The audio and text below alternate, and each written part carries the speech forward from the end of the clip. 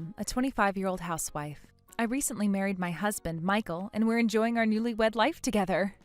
Michael works at a publishing company compiling a dictionary, so since he's intelligent, our everyday conversation is too. As someone who loves intellectuals, I couldn't be happier every day. For example, when we were relaxing watching the news one night, wow, the commenter's comment earlier was really spot on. It was clear, precise, and exactly what I was thinking. By the way, I always wondered where the word spot on comes from. Oh, that? It originated from billiards, where precise ball placement was crucial. That phrase later made its way into everyday language. I didn't know that. Thanks. No problem. English is quite fluid, so words and idioms that were once considered incorrect are often standardized and no longer seen as misused. We must be careful, as this can sometimes lead to confusion or miscommunication. He's careful in his choice of words as he racks his brain thinking about the definition of every word at work every day. Oh, there's something more important than thinking about that. Here, I made some pudding for you. Really? Oh, yay! Thank you so much. Michael is not only intelligent, but he's also very kind.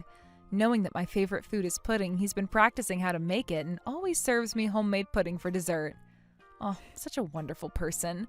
To be honest, his face isn't handsome, but his mind is, extremely. I'm so happy to be married to someone like him. But I wouldn't say I'm 100% happy because of someone. It's his mother, Ruth, who's also my mother-in-law. Before Michael and I married, she was kind and caring, but as soon as we got married, she transformed into the Wicked Witch of the West and started bullying me as a hobby. Hey, Pam, I think you haven't cleaned this area properly. Look, there's still dust left around this sliding door. Clean it up right now. Hurry. She would suddenly come out of our house, storm in to check every corner of the room, and just complain about everything. God, is she blind? There is literally no dust. Sliding doors can attract dust, but I always keep mine clean. I know you have one or two, and you don't. Aside from that, she would buy me food that I hate, saying it's a souvenir, and also complain about my food throwing it away. She's using all of the typical tactics of bullying a daughter-in-law and seems like she's trying to complete all of it. Of course, my beloved husband, Michael, stands up to her whenever she causes trouble, but he's a bit clueless when it comes to complex dynamics in relationships.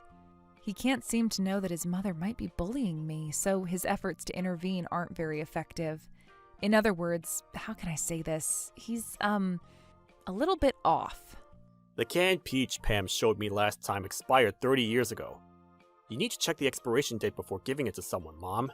It's rather difficult to find old canned food nowadays. Actually, it's quite impressive, in a twisted way, that she put in the effort to find old canned food to bully me. Oh, I'm so sorry. I know that you hate canned peaches, but I thought Pam would like it, so I brought it for her. Still, there's no way she could eat something from 30 years ago. This was made before I was born. Mom, please listen. There's a limit to how long canned food can last. He genuinely believes that his mother gave me canned peaches as a kind gesture. Michael, no, she didn't. She, of course, knows it has a limited shelf life. She's doing this on purpose. But you're so kind, Mom. You want to give Pam something delicious to eat. By the way, I'll let you know her favorite food is pudding. If you give her some next time, she'll be overjoyed. Oh, really? Oh, good to know. Thank you. She answered with a smirk, pleased about something. Like this, she spends her free time throwing new jabs at me as part of her ongoing bullying. But I'm not the type to just take it, so I will not let that get to me. However, something happened that finally pushed me to my breaking point. It was when my father-in-law, Jim, turned 60 years old and we gathered at my in-laws' house to celebrate his birthday. Besides us, my sister-in-law, Olivia, was also there. Happy 60th birthday, Jim. Wishing you continued good health and happiness. Unlike Ruth, he's kind, caring, and never bullies me. Same as Olivia. She's 4 years younger than me and always respects me as her sister-in-law. I seriously wonder why only Ruth is so stubborn and rude in this family. Guess what, everyone? Since it's a celebration, I went all out today. After saying that, the sushi she ordered arrived. However, I was shocked when they lined up at each seat. While everyone else's were filled with expensive ones like fatty tuna, sea urchin, and salmon roe, Mine only contained cucumber rolls, tuna rolls, and dried gourd rolls, simple and modest in price, as expected of someone aiming to complete the bullying list. Seems like she used sushi as part of it today, but that wasn't all. The fried shrimp I was served was mostly batter, and the savory egg custard didn't have ginkgo nuts. Well, both were made by her, so I wasn't surprised. But how dare she play with food like this? Of course, Olivia noticed I was the only one eating something different. The fried shrimp and the savory egg custard weren't obvious, but the sushi was. Hey, Mom, why is Pam's sushi different from ours? Jim also frowned and nodded at her words. Today is Jim's 60th birthday. I want to celebrate just with the family, not a stranger involved, so I thought I didn't need to order the same thing as us. Michael's eyebrows twitched when he heard the word family, but before he could say anything, Olivia got pissed off and said, What the hell? That makes it seem like Pam isn't part of the family. Quit bull. Olivia, it's okay. I hurriedly tried to calm her down. I love these rolls, so I'm actually happy. Really. Although I'm pissed at Ruth, I can't let this ruin Jim's 60th birthday celebration. Are you sure? Well, if you say so, then okay. Sorry about that. With my intervention, she gave up yelling and sat down. Honestly, I didn't care if my sushi was lowered in quality. I also never had high expectations for the food Ruth prepared, so as an adult, I decided to remain quiet. However, she took advantage of that and started behaving even more outrageously. After a while, when it was time for dessert, she stood up and said, I made not only a birthday cake today, but also pudding for the whole family. I'll bring it over now. Please wait. She then went to the kitchen. Pudding? My eyes lit up because I love pudding. It's no exaggeration to say that what I love most in this house is pudding. Oh, and of course, I love Michael, too. This and that are different. Michael told her how much I loved pudding last time, so did she make it for me also? Hey, she's actually nice. She has a good side to her. Maybe she thought she should at least be kind to her daughter-in-law on special occasions like this. Now that I think about it, the sushi and the fried shrimp I had earlier may have just been a coincidence. She just misunderstood what I liked. Her behavior up until now doesn't bother me anymore because pudding is coming. Pudding, pudding. I was so excited, but when she came back from the kitchen, there were only 4 on the tray. Huh? 4? Hold on. The people here are her, Jim, Olivia, Michael, and me, right? There are 5 people, but there are only 4 puddings. Maybe Ruth got the number wrong and we'll get one more later? Or is she not good at math? Unfortunately, it seems like she was not bad at math because she said this while placing the pudding on the table with a grin on her face. I made these only for the family. Looks good, right? The pudding was placed at the seat she was sitting at, Jim's seat, Michael's seat, and Olivia's seat. Where's mine? I guess I'm not a family to her. God, this woman. I can't believe she used my favorite pudding to declare that I'm not a family. Using it as a tool for bullying me is so disrespectful. It's an insult. I want her to apologize right now. I felt like I was about to explode. Jim and Olivia also felt that something was wrong and were about to say something, but Michael's calm voice stopped them. So for you, there are only 4 people in this family. Yep, our family was originally just the 4 of us. Just because you got married doesn't mean we have more family members. Yeah. After saying that, he suddenly stood up. Okay, can you all wait here then? He then went to the kitchen. Ruth tried to follow him, but his silent demeanor left her unable to speak and stand up. So were the rest of us, so while he was busy in the kitchen, we all sat silently at the table. After a while, he came back to the dining room carrying a huge bucket. When we took a look inside, it was pudding. I only made it for the family. What? Here, this is yours, Pam. And this is for you, Dad, Olivia. A single portion of pudding, smaller than mine, was placed in front of Jim and Olivia. Michael, where's mine? She nervously asked, but he said this. There's no pudding for you, Mom. I just matched your definition of family. That's it. Definition of family?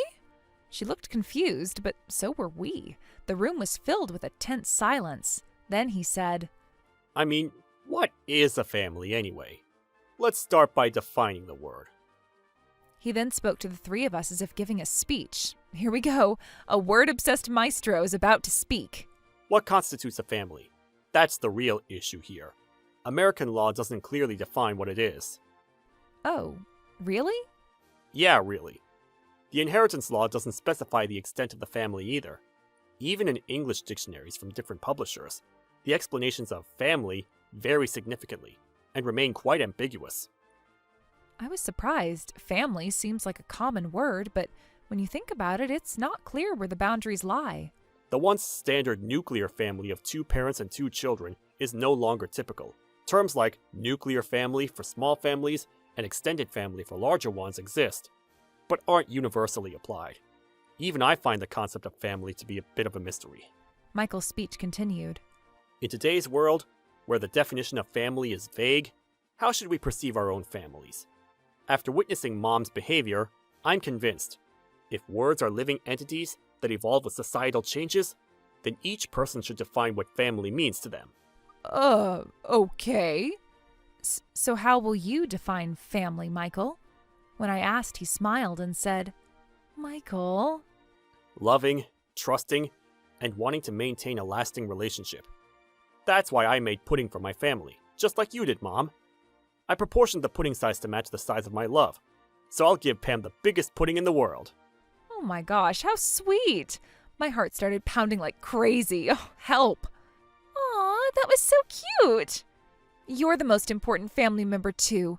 Hey, next time I'll make you a pudding bigger than in a bucket. A whole bathtub full of it. We then hugged each other tightly. Hold on a minute, then why isn't there any for me? Are you serious? She started panicking. There was no pudding in front of her, which means, according to Michael's words, she's not considered family, but doesn't know that yet. You won't get any. The person I consider closest is Pam. So if you don't think of her as family, then I won't consider you as my family either. This is a choice you made yourself. I don't care about Pam, but Michael, please. Watch your words. If you can't accept her as family, then I can't accept you as family either. And I know this pudding incident is your way of bullying her. Someone who does such horrible things can't be considered family. Yep, I agree with you. Olivia joined in. I'll go along with his definition of family. It means loving, trusting, and wanting to spend the future together. I can't trust someone who bullies their daughter-in-law, so I don't consider you as family anymore. Olivia, you too? Yep, I agree with them too. Oh my, even Jim began to say the same thing as Olivia. Following Michael's lead, we need to clearly define what family means. He then turned to Ruth, glaring at her, and said this. I haven't liked your attitude towards Pam all this time. I was wrong for not saying anything, but I can't believe you would bully the woman our son married and loves. But because... You've always been like this, even with my late mother and others. If you don't like them, you'll find ways to harass them. I can't spend the rest of my short life with someone whose hobby is bullying. The love and trust I had for you are completely gone. What? No! About that, She seems completely confused. What are you going to do, though? Even if you don't consider her a family anymore, she's still your wife. I was getting there. The only way to dissolve the family is through divorce. What? Divorce? Stop being so drastic. I'm not. In fact, I've been thinking about this for a long time. Then he took out a piece of paper from his desk drawer. Is this divorce paper? To my surprise, it was a divorce paper. I was planning to bring this up when I turned 60. Perfect timing. Let's end things now. Well, wait, honey. Why do we need to divorce? Why? Are you serious? Put your hand on your heart and think about it. Did you really think I didn't know about your affair with the culture school instructor? It turns out she was also having an affair. This shocked not only me, but also Michael and Olivia. You're the worst, Mom. Wow, how gross! I hate you! Get out of here! You not only bullied Pam, but also had an affair! You're no longer a family! Bye! Ruth was abandoned by the 3 people she considered family. She clung to them, but they all ignored her. No, please! What was I doing while she was crying? Well, of course, I was eating pudding. I wanted to enjoy the special bucket of pudding my beloved family made for me while it was still fresh and delicious.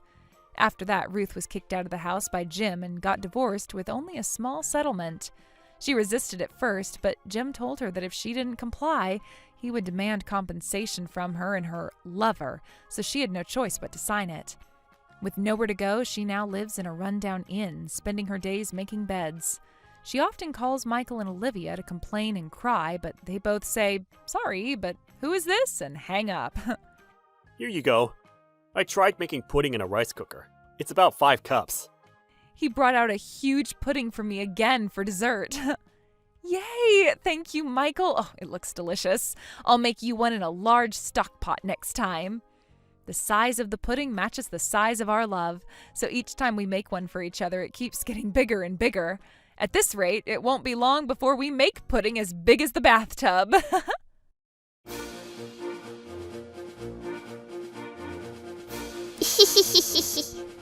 Thank you for watching! What kind of crazy people will we get to see next? Stay tuned for more!